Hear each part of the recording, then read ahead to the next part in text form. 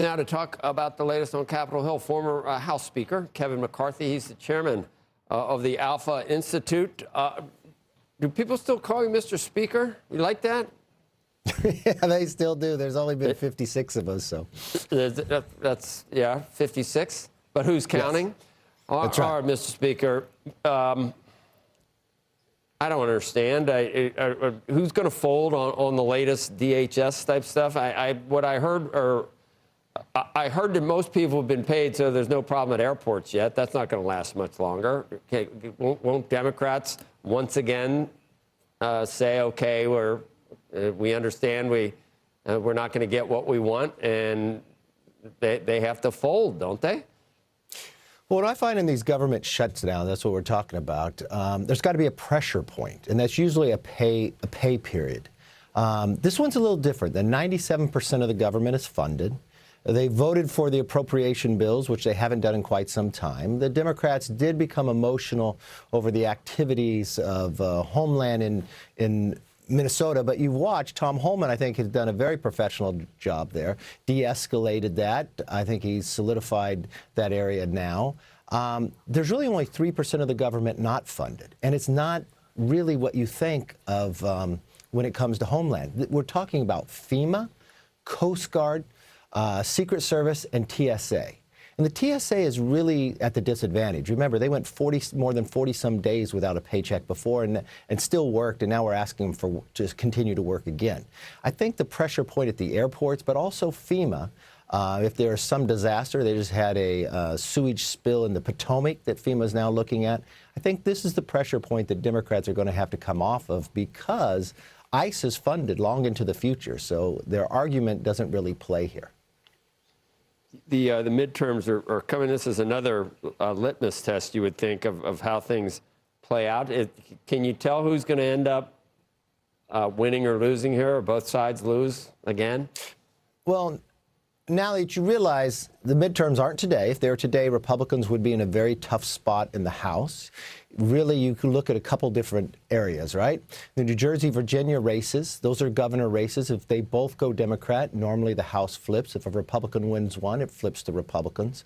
If you look at the delegate races in Virginia itself, this is important. There were 8 Republicans that sat in seats that Kamala Harris carried. All 8 lost re-election.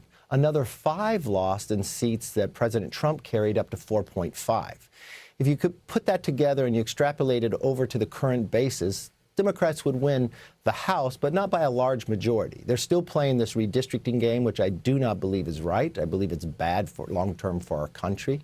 If you look at the generic balloting, that's not good for Republicans. But Republicans have a disproportion of money compared to Democrats. The Democrats have really failed. Democrat leadership is at the weakest point they've been with Schumer and Hakeem. So there's a lot of things still to play. If the economy pulls up, this is going to be about the economy and health care. Republicans will come into a stronger place. So the election's a little ways away, but if you look at the special elections and those that have played out, and historical, it's the Democrats are in a stronger position, but they're weak in money, weak in leadership, and they have no message. The special elections are a nightmare, what they seem for Republicans. But I saw something that was very interesting, sort of, it made me think, Mr. Speaker, and I've said a bunch of times that you give the way the media covers elections, we only find out what Americans really think once every 4 years. You need to count the votes. You never know. And we saw it with the Hillary Clinton. We saw it again this time. You can't listen to even the prediction markets, but certainly not the polls, and certainly not the way the media characterizes what's happening. So I'm trying to figure out whether it really is bad or not for Republicans. The special elections, it looks horrible. Here's the latest interactive poll, though. Democrats 45 for generic congressional ballot, 45 to 42 for Republicans. Not only that, the reason that it's +3 is because among 18 to 24-year-olds, the Dems are +28. Those people, they may or may not vote. You know, they may get a better offer, go hoverboarding, or who knows, they play some computer games, whatever they do. I don't really know. But for Republican, the most reliable one, age 65 plus, those people vote, the GOP's up 10 points. So 3 points is not a bloodbath. And the reason they're at 3 points up is because of the younger group, which may or may not vote anyway. Is it as bad as it seems? Do we know? Look, when I'm out there right now, if I was a Republican, I would really focus, because what happens when you win the majority, and especially on an off-year election, the motivation, the intensity. Elections are based upon who turns out to vote. If one side's more intense than the other, it doesn't matter what the poll said. It's who actually voted on that given day. The Democrats are motivated. We've seen that coming out in the polls. If you look what's happening in the House, they have lost more discharge petitions in 3 weeks than they lost in 30 years. That's an early indicator. They're not working as a team. That's an important part, too. But look, in a generic ballot, Republicans can win even if the generic ballot's +3 for Democrats. The way I look at it, it's +6 for Democrats right now. That's getting into the territory of 2018.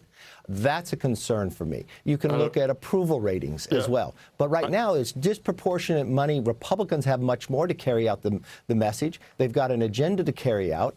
I would be a little more clearer on the economy and health care. I would make sure I would take the recruiting element directly, so who's ever playing offense has a better ability to score as well. Right. I've seen much better polls for Dems. That's why I question this indirect vote. 25 to 64, tied. 35-35. Yeah. You've seen this? No, I've seen it. And the question is, that's an election today. What's the election in November? Because if we sat here talking about 2 years ago where the presidential is going to be, you would think much different than the President Trump winning the popular vote, swinging all those. And so it's what's going to happen between then and now. They are in the majority. Off-year elections are a report card on what you promised 2 years prior. The presidential years are aspirational elections. Right. The craziest thing, and I remember the Democrats under Biden were constantly carping that he wasn't getting credit for how good the economy was, and people out there don't know how good they have it, and the economy's great. What's wrong with people? And now I find Republicans saying the same thing. But markets at new highs. Unemployment's basically full unemployment. Inflation's down from 9% to 2.7%. The border's closed. It's this affordability thing. But 21.5% of the price increase didn't happen in the past year. It happened prior to that. So okay, but remember where's the messaging? This? Or once again, we got a media problem. The media. No, you don't have a media problem. It's how people feel about it. 40% of America doesn't own equity, so they don't care where the market's at. What they really care about when they go to the grocery store, what are the prices there? Yeah.